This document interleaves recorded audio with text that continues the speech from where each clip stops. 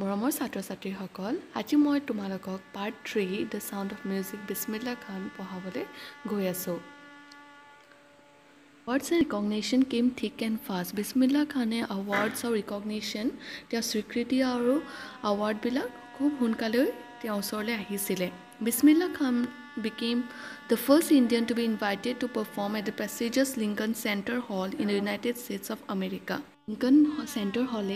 New York চহৰৰ যি কলাসুলভ বা সাংস্কৃতিক পৰিৱেশ আছে তাক বৰঙণি আগবঢ়াই আহিছে ছবিখন এইখন লিংকন চেণ্টাৰ হলৰ He also took part in the World Exposition in Montreal, in the Cannes Art Festival and in the Osaka Trade Fair. এইবিলাকতো তেওঁ internationally perform কৰিছিলে বিসমিল্লাহ খানে so well known did he become internationally আন্তঃৰাষ্ট্ৰীয়ভাৱে তেওঁ ইমানেই তেওঁ এখন চিনাকি মুখ হৈ পৰিছিলে যে এখন অডিটৰিয়াম এখন প্ৰেক্ষাগৃহ তেহৰান ক'ত আছে তেহৰান হৈছে ইৰাণৰ ৰাজধানী তেহৰানখনৰ এখন প্ৰেক্ষাগৃহ তেওঁৰ নামত ৰখা হৈছিলে এখন কি আছে তাহাৰ মছিকো উস্তাদ বিসমিল্লাহ খান National awards like the Padma Shri, the Padma Bhushan and the Padma Vibhushan were conferred on him. তেওঁ অকল এইটোৱেই নহয় তেওঁ national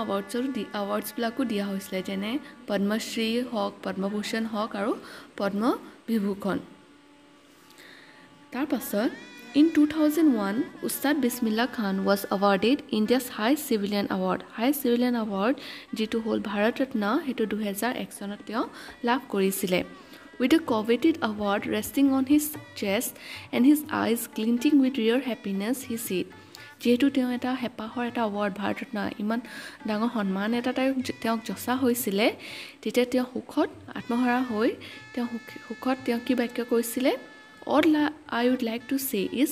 teach your children music. তেওঁ বিচাৰিছিলে যে কণ সৰু ল'ৰা-ছোৱালীবিলাকক মাক দেউতাকে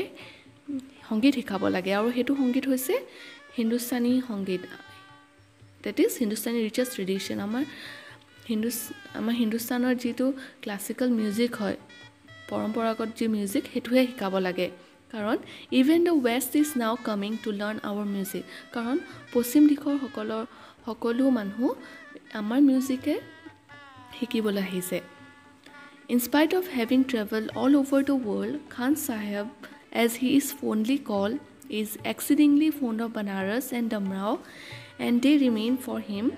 the most wonderful towns of the world কোৱা হৈছে যে বিসমিল্লাহ খানে ইণ্টাৰনেশ্যনেলি বহুতো জেগাত তেওঁ ফৰেনৰ বহুতো জেগা ফুৰিছে কিন্তু তেওঁ মনটো ক'ত আছে বনাৰস আৰু ডামৰাও নিজৰ জন্মস্থানতহে তেওঁ বেছি আগ্ৰহ হেপা A student of his once wanted him to head a Shehnai school in the USA and the student promised to recreate the atmosphere of Banaras by replicating the temples there. USA থকা তেওঁ এজন ছাত্ৰই তেওঁ কৈছিল যে আপুনি আমাৰ ইয়াতে USA আপুনি আমেৰিকাত আপুনি শেহনাই স্কুল এখন ইয়াতে খোলক আৰু সেই ছাত্ৰজনে প্ৰমিস কৰিছিলে শপত খাইছিলে যে তেওঁৰ বাবে বানাৰসৰ যেনেকুৱা বাতাবৰণ তেনেকুৱা আকৌ ৰিক্ৰিয়েট কৰিব আকৌ এটা গঠন কৰিব তেনেকুৱা ঠিক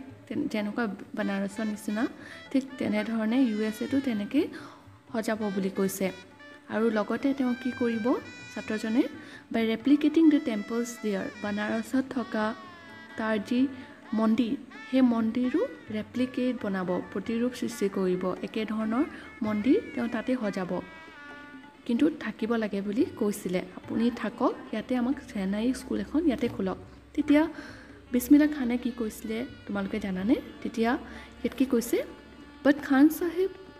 Khan Sahib asked him if he would be able to transport river Ganga as well তেতিয়া তেওঁ লগে প্ৰত্যুত্তৰ দিছিলে যে ঠিক আছে তুমি তেনেধৰণে সৃষ্টি কৰিব পাৰা বনাৰস সৃষ্টি কৰিব পাৰা USA কিন্তু তুমি আমাৰ পবিত্ৰ নদী গংগা তুমি ইয়ালৈ আনিব পাৰিবানে সেই বুলি প্ৰশ্ন দিলে Later, he is remembered to have said, "That is why whenever I'm in a foreign country, I keep yearning to Hindustan." ইয়াত তেতিয়া তেওঁ কৈছে যে যেতিয়া তেওঁ ফৰেনত থাকে, এটা বাহিৰৰ দেশত থাকে, বিদেশত থাকে, তেতিয়া তেওঁৰ প্ৰায় নিজৰ জন্মভূমি, নিজৰ ভাৰতবৰ্ষলৈ খুবেই মনত পৰে আৰু তেওঁ আহিবলৈ বিচাৰে। While in Mumbai, I think of only Banaras and the Holy Ganga. ভাৰতত থাকিলে, মুম্বাইত থাকিলে তেওঁ আকৌ বানাৰসলৈ মনত পৰে, পবিত্ৰ নদী গংগালৈ মনত পৰে। And while in Banaras, I miss the unique mutt of Damrao. ইয়াত কৈছে যে আকৌ বানাৰসত থাকিলে তেওঁ কি মিছ কৰে? মাঠ, ইউনিক দামৰাও ইউনিক মাঠ হ'লে মিছ কৰে। তাত কি হৈছিলে মনত আছেনে? মাঠত তেওঁ কি হৈছিলে? সেইটো সময়ত তেওঁ যে গান গাইছিলে, চৈত্য পাঠ কৰিছিলে আৰু তেওঁক সেই স্থানীয় মহাৰাজাজনে তেওঁক লাডু দিছিলে 1.25 kg, সেইটোলে মনত পৰে বুলি তেওঁ ইয়াত কৈছে। Ustad Bismillah Khan's life is a perfect example of the rich cultural heritage of India, one that effortlessly accepts that a devout Muslim like him can very naturally play the Shehnai every morning at the Kashi Vishwanath temple. ইয়াত কোৱা হৈছে যে উস্তাদ বিছমিল্লা খানৰ জীৱন ভাৰতৰ চহকী আৰু সাংস্কৃতিক পৰম্পৰাৰ এটা সম্পূৰ্ণ নিখুঁত উদাহৰণ। এজন এনেকুৱা এগৰাকী ব্যক্তি যি ধাৰ্মিক, ধৰ্মপ্ৰাণ মুছলমান হৈও ইমান সহজতে স্বাভাৱিক পদ্ধতিৰে প্ৰত্যেক ৰাতিপুৱাই কাশী বিশ্বনাথ মন্দিৰত তেওঁৰ Shehnai বজাইছিল। Ustad Bismillah Khan passed away on 21 August 2006 at the age of 90 after a prolonged illness. He was given a state funeral and the government of India declared one day of national mourning. It কৈছে যে দীৰ্ঘদিন অসুস্থতাৰ পাছত উস্তাদ বিছমিল্লা খান 90 বছৰ বয়সত 21 আগষ্ট 2006 চনত পৰলোকগামী হয়। তেখেতক ৰাজ্যিক মৰ্যাদাৰে অন্ত্যেষ্টিক্ৰিয়া সম্পন্ন কৰা হৈছিল আৰু ভাৰত চৰকাৰে সেই দিনাটো ৰাষ্ট্ৰীয় শোক ঘোষণা কৰিছিল। ছাত্ৰ ছাত্ৰীসকল, আমাৰ এই লেচনটো the sound of music the shehnai of Bismillah Khan ইয়াতে শেষ হৈছে। আশা কৰোঁ তোমালোকে ভালদৰে বুজি পাইছা। ধন্যবাদ।